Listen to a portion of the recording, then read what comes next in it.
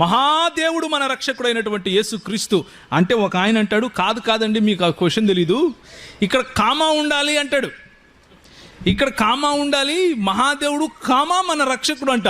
నేను అన్నాను, మీరు గ్రీక్ ఎప్పుడన్నా చదువుకున్నారా అని అడిగాను. గ్రీకు స్పెల్లింగ్ వచ్చా మీకు అని అడిగాను. ఏ క్లాస్కి వెళ్ళారయ్యా మీకు గ్రీకు అని అడిగితే నోటు మీద ఏలేసుకున్నాడు, మాట్లాడలేదు. ఓన్లీ తెలుగు బైబిలే చాలు నాకు అంటాడు. తెలుగులో రాశాడు యేసుప్రభు నీకు బైబిల్? మీకు తెలుగులో రాసిచ్చాడా యేసుప్రభు బైబిల్? హిందీలో రాసిచ్చాడా?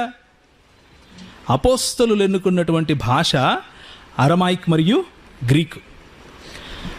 ప్రవక్తలు ఎన్నుకున్నటువంటి భాష హెబ్రీ మరియు అరమాయిక్ భాషలు. యేసుప్రభు ఈ లోకంలో జీవించినప్పుడు మాట్లాడిన మాట అరమాయిక్ భాష. ఆ భాషలో మాట్లాడినటువంటి ఆ భావ ప్రకటనను తెలుగులోకి మనము అనువదించుకున్నాం.